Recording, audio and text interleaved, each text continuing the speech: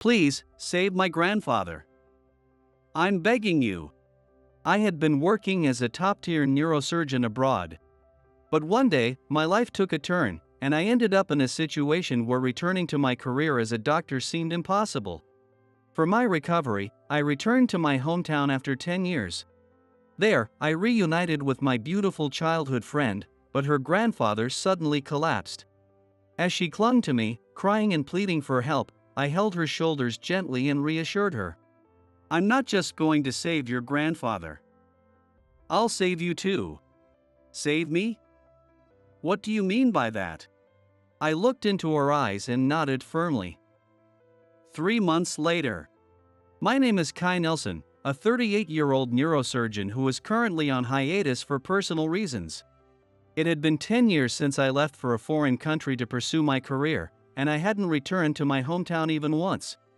I have visited the mainland US several times for medical conferences, but since my hometown is a remote island, I always flew straight back after the conferences.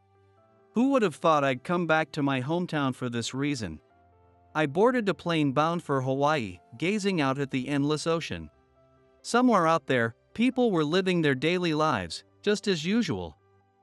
As I thought about this, the silhouette of the island gradually grew closer. Since there was no high school on the island, and I wanted to become a doctor, I left for a boarding school on the mainland when I was 15. I used to return to the island once or twice a year, but I never felt particularly nostalgic for my hometown until now. Maybe I miss it because I'm getting older, or maybe it's because my body has weakened. As the plane started its descent and shook slightly, I couldn't help but reflect. After transferring to a smaller plane bound for my remote island, I finally set foot on my homeland. An elderly man with a cane approached me. Are you Kai from the Nelson family? Oh. You're the guy from the fishing shop, right? That's right. Though I'm an old man now. You've grown tall, but your face hasn't changed much. I recognized you right away. Really? Feeling a little embarrassed, I scratched my head. It's been ages since you came back, hasn't it? I heard you became a doctor abroad and were doing great. Yes, that's true, but I've been unwell, so I'm here to recover. Is that so? Being a doctor must be tough. Take your time and rest up. Thank you, I will. I parted ways with the old man and headed toward my family home, a 15-minute walk uphill from the port. Huff, huff. Looks like regaining my stamina won't be easy. I had to stop to catch my breath, wiping the sweat from my brow. I still had a slight paralysis on one side of my body as a lingering effect. When I finally reached the top of the hill and turned around, the breathtaking view left me speechless. Amazing, an endless view of the ocean in every direction. Though I had seen this view countless times before, it felt new and awe-inspiring. Welcome home, Kai. It's been a while. The trip was long, wasn't it? How's your health? My mother, who lived alone on the island, greeted me warmly. I'm back. Yeah, I had surgery and rested a bit over there, so I'm fine for daily life. But maybe my immunity is low. So I feel like I'm catching a cold. 3 months ago, I collapsed from a subarachnoid hemorrhage. It happened so suddenly that I only contacted my mother after the surgery was over. When I called her via video chat, she was understandably worried and in tears. To calm her down, I promised to return to the island after my rehabilitation. There was no way I could tell her I might never return to being a doctor. I made sure to move carefully, so she wouldn't notice the lingering discomfort in my body. That day, after finishing surgery and meeting with a patient in my office, I suddenly lost track of where I was and what I was doing. I remember seeing the shocked face of the patient as I collapsed. That was the last thing I saw before losing consciousness. Dr. Nelson, are you okay? When I came to, awakened by a colleague's voice, I was already in the ICU. My surgery had been completed, but I was the patient this time. Even doctors can fall ill. Of course, that's to be expected, but I'm only 38. Luckily, I was able to undergo emergency surgery at the hospital where I worked, and my life was saved. Looking back, I did feel a headache that morning, but it wasn't bad enough to take the day off. If I had stayed home and collapsed there instead, who knows what might have happened. If you're feeling under the weather, you should visit the clinic. Get some medicine. Yeah, I'll do that. The island has a small clinic that serves as the lifeline for its 800 residents.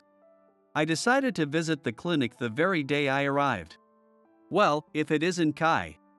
The doctor in the clinic called out in surprise when I was shown into the examination room. Dr. Hastings. It's been a long time. This doctor, who had been around since my childhood, was once a young physician but now had a head full of white hair. It was through my interactions with him at this clinic as a child that I first became interested in becoming a doctor. You haven't been here all this time, have you? I asked as I took off my jacket. Not at all. This is my 4th stint here after working at hospitals on the mainland. Rural medicine is tough. But I hear you've made a name for yourself as a neurosurgeon overseas. What brings you back?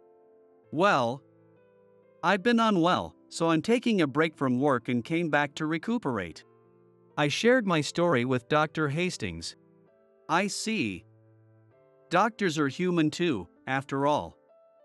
As frustrating as it is, illness doesn't discriminate. As Dr. Hastings examined me with his stethoscope, a nurse appeared behind him. I glanced at her face and felt a sense of familiarity. Wait a second, are you Molly A? The nurse looked startled and turned to me. Kai? Is that you? Yeah, it's me. It's been a long time, hasn't it? What, 20 years? Molly a nurse at the clinic, had been my classmate from kindergarten through high school. Back then, she was an outstanding student, always competing with me for the top spot in our grade. Not only was she incredibly smart, but she was also stunningly beautiful, approachable, and kind, making her a magnet for attention. Unlike other boys, though, I never saw her as anything but a rival for academic dominance. Still, we were close as childhood friends while attending our small island middle school. But once we started attending separate high schools on the mainland, we stopped talking. At our high school, students' names and their chosen universities were posted in the hallway as they decided on their future. I don't recall ever seeing Molly A's name up there before we graduated. With her brilliance, she could have gone anywhere. I'd even heard through the grapevine that she wanted to become a doctor. But we never reconnected, and I left for college in California. I heard you were thriving as a doctor at a prestigious hospital overseas. What brings you here? Before I could answer Malia, Dr. Hastings interjected. You two can catch up all you want after the exam. Oh, sorry. Dr. Hastings, my apologies. Malia said with a small laugh, sticking her tongue out playfully. That little gesture caught me off guard and made my heart skip a beat. Even though Malia was now 38, she looked much younger. What's wrong with me? What am I even thinking? Even as I thought that, her gaze lingered on me throughout the exam, making me worry that the stethoscope might pick up the pounding of my chest. When are you off work? Want to grab a bite to eat somewhere? As I slipped my arms back into my jacket, I asked her. Kai, you really don't stop to consider whether or not I might have a family, do you? She chuckled softly. Oh, sorry. So, you're married? Of course, you are.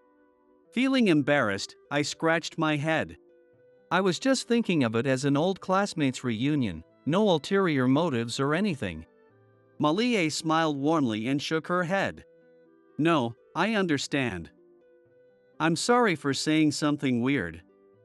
I'd love to have dinner with you, Kai, but I live alone with my grandfather. So I need to get back home. Why don't you come over instead? Sure, I'd be happy to. While I would have preferred to talk with her one-on-one, this arrangement would have to do. Still, something about this situation tugged at me. Malie's grandfather, who had been the village chief for years, was a prominent figure on the island. From my childhood memories, he was a stern, stubborn man. Back then, none of our classmates wanted to visit Malie's house because of him. Remembering this, I found myself feeling nervous as I arrived at her home. Standing before the imposing gate of her grand family estate, I hesitated for a moment. What's this feeling? Malie and I are just childhood friends. I'd never had this experience, but I imagined it felt similar to the nerves of asking for a family's blessing to marry someone. I followed Malie inside and into the living room, still feeling a bit uneasy. Malie, you're 5 minutes later than usual. Who's that man? A burly, stern-faced old man sat on a cushion, glaring at me. Grandpa, this is Kai, my childhood friend. You remember him, don't you? Her grandfather, Keone, furrowed his brows, thinking for a moment before speaking. Ah, yes, the son of that family who sold off all their ancestral land to make him a doctor. Such sacrilege. Grandpa. That's uncalled for. Malie protested on my behalf, but Keone just snorted and turned away. I'm going to bed. You can talk, but stay in the main room. No disappearing into another room alone. Yes, Grandpa. Good night. Without looking back, Keone retreated to his room, but I noticed his gait was unsteady, and his hands seemed to tremble. I'm sorry, Kai. It's fine. Don't worry about it. Is your grandfather unwell? He didn't seem quite himself. His body isn't as cooperative as it used to be. But he's 82 years old now, so it's probably just age catching up with him. I hope that's all it is. The Keone I remembered was always scowling and intimidating, which is why no one ever wanted to visit Malie's house as kids. You must be hungry.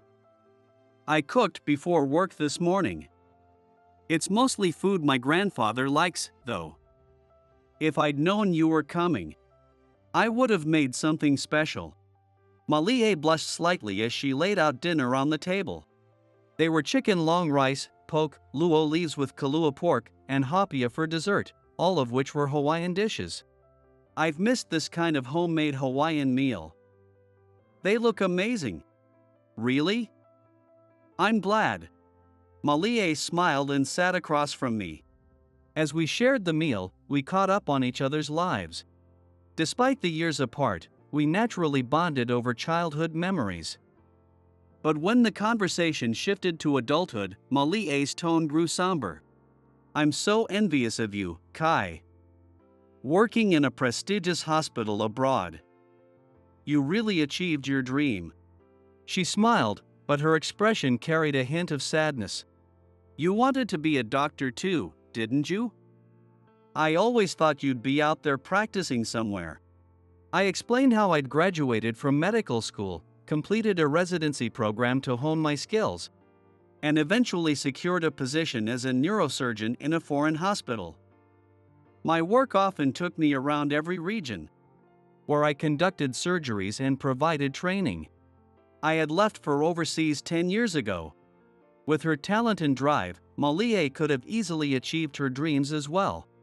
My grandfather wouldn't let me leave the island. Malie's voice dropped to a whisper. She began to explain her situation. Her family was ruled by Keone's strict principles. Even her parents never dared to oppose him. Keone believed that women belong in the home. He disapproved of her leaving to study medicine, insisting instead that she marry a man involved in local politics or administration and carry on the family legacy. Meanwhile, my family had sacrificed everything for my education. My father, an office worker, took out loans and even sold our ancestral land.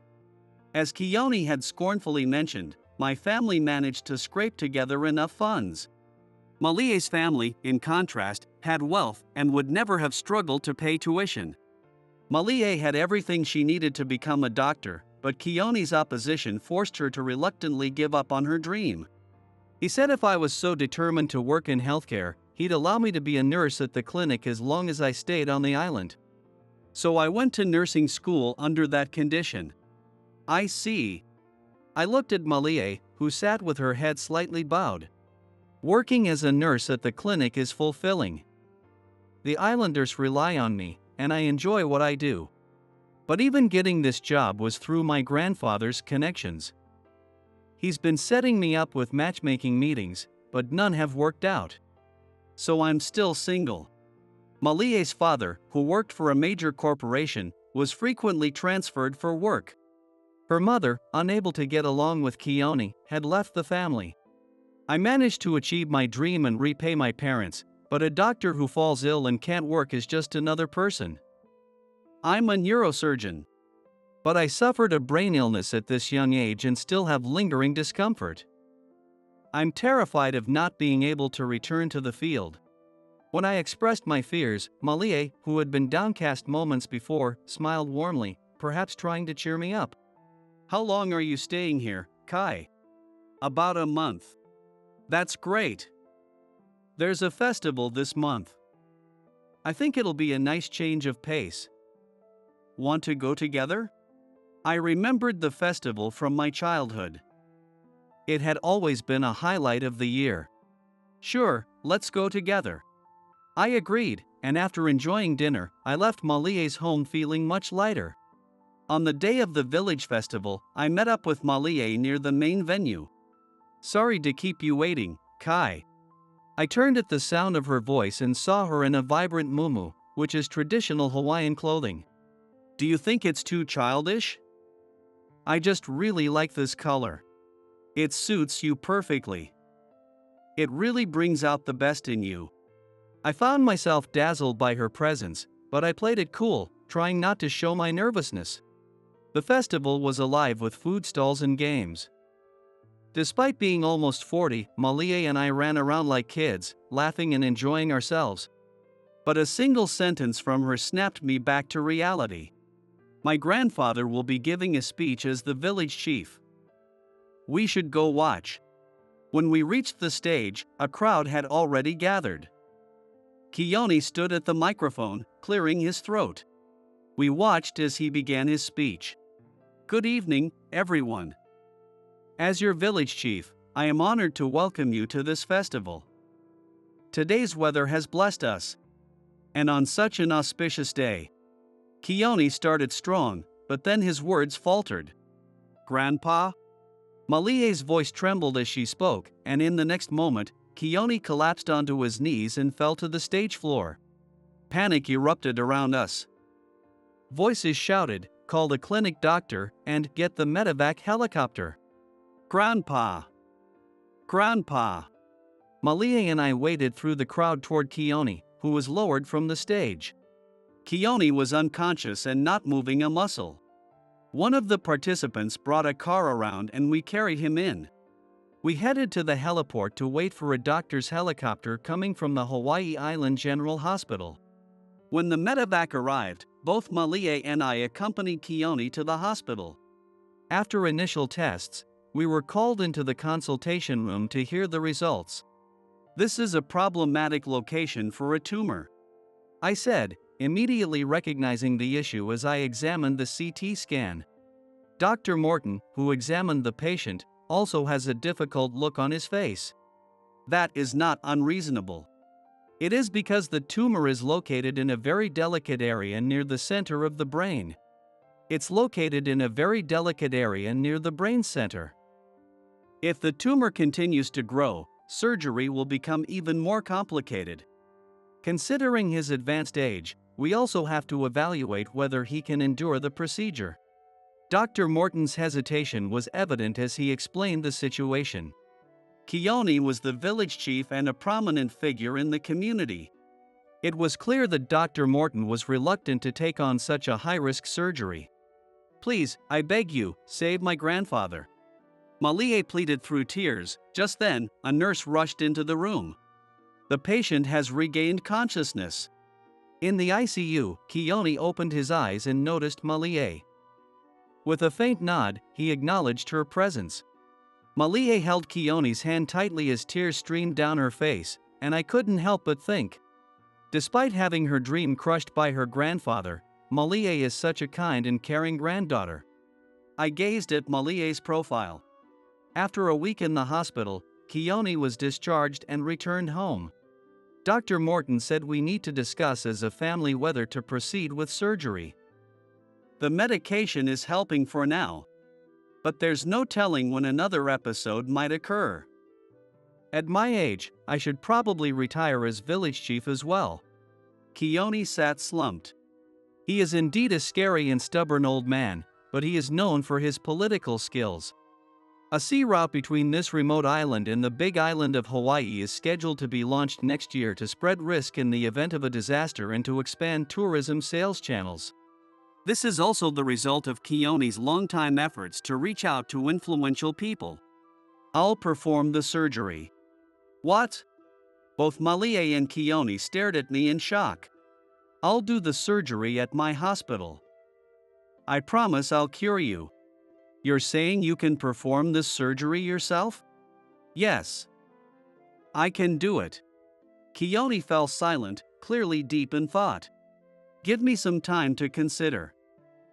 I'll talk it over with Malie and make a decision. Of course, take all the time you need. A week later, as my thoughts began to drift toward preparing for my return, I was called to Malie's house. Entering the living room, I was surprised to find Keone waiting in a formal aloha shirt, looking composed and respectful. Quite unlike the man who had scorned me earlier. As I sat across from him, he slowly began to speak. First, Kai, I owe you an apology. The other day, I insulted your parents, who worked so hard to put you through medical school. I am truly sorry. Keone bowed deeply, and Malie, sitting beside him, followed suit. Taken aback, I quickly urged them to lift their heads. Please, there's no need for that. I'm okay, really. I've been a stubborn fool. I crushed Malie's dream of becoming a doctor and forced her into countless unwanted matchmaking meetings. I made her life far more restrictive than it should have been. Looking back, I regret it deeply. But Malie still wishes for me to stay healthy and keep fighting, and I want to continue serving the village and the island. So, I ask you, Kai, would you take me to your hospital and perform the surgery to save me? Without hesitation, I replied, I will. But I have one request. A request? Keone looked puzzled. Please, this time, give Malie the chance to pursue her dream. Kai. Malie gasped, her eyes wide in surprise. Anyone can become a doctor, no matter their age. If she doesn't try, she'll regret it for the rest of her life. I'll support her every step of the way. Becoming a doctor now? Malie exclaimed, visibly shaken. It's impossible. I'm too old to start something like that. Keone, however, spoke firmly. Malie, if you still want to try, then do it. I'll support you. Grandpa. It may feel like it's too late, but it's never too late to live freely. I'm truly fortunate to have a granddaughter like you. I am a very lucky man. I watched warmly as they held each other's hands, tears glistening in their eyes. I returned to my hospital ahead of them to prepare for Keone's surgery and focused intently on my rehabilitation, determined to be in top form. My efforts paid off, and the lingering discomfort in my left side almost completely disappeared.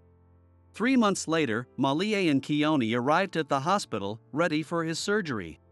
Kai, please, save my grandfather. Malie pleaded, clutching my arm just before I entered the operating room. I'm not just going to save your grandfather, Malie. I'm going to save you too. What? Me? Trust me. Just wait here with peace of mind, I said with a reassuring smile as I stepped into the operating room. Surgery on an 80-year-old is far riskier than it would be on a younger patient. Time was not on our side. The tumor was in a challenging location and had grown to the size of a golf ball. However, by minimizing the strain on his elderly body, I successfully completed the surgery. Dr. Nelson. Congratulations! What an amazing comeback! Welcome back!